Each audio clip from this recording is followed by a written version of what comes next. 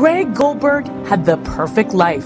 He was happily married, working his dream job as a high school teacher, and had his whole life ahead of him. Then he got in a tragic accident that left him with a very serious brain injury. I was on my way to work. I remember the day, it was June 1st, 1998, and I was hit, unfortunately, by a double-end gravel truck on my way to Orangeville Secondary School. Orangeville is a small town northwest of Toronto, about 45 minutes. I was living downtown Toronto, and the next thing I remember is waking up in hospital with my wife beside me, and that was after I've come out of coma, and she was asking me the last thing that I remember, and that was, way back when. I lost my job teaching high school and coaching basketball. I lost a lot of the physical abilities that I had, and it was going to be a long road of rehabilitation to get back to who I was, or as close as I could before.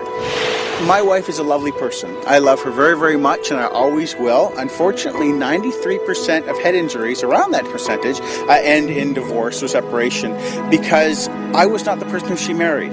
Life for me looks fantastic because what has happened is that with so many windows of opportunity closed, new windows have opened up.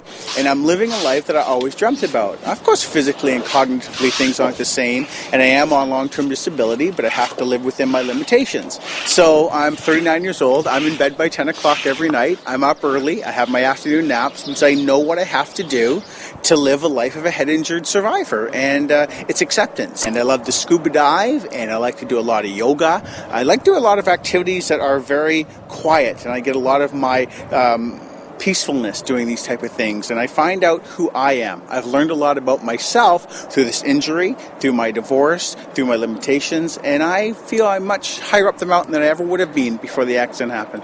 Greg wrote his first novel titled The Organ of Intelligence. It follows the quirky and perverse journey of a head injury survivor. I wanted to have some fun and give back to a book in a sarcastic sort of black humor sort of way and have fun with characters that have been through head injuries and let loose a little bit and become uninhibited. And it was a lot of fun writing this book. Here, I'm Greg again. I'm learning how to be Greg. I can follow through with my writings, and I can become who I've always wanted to be.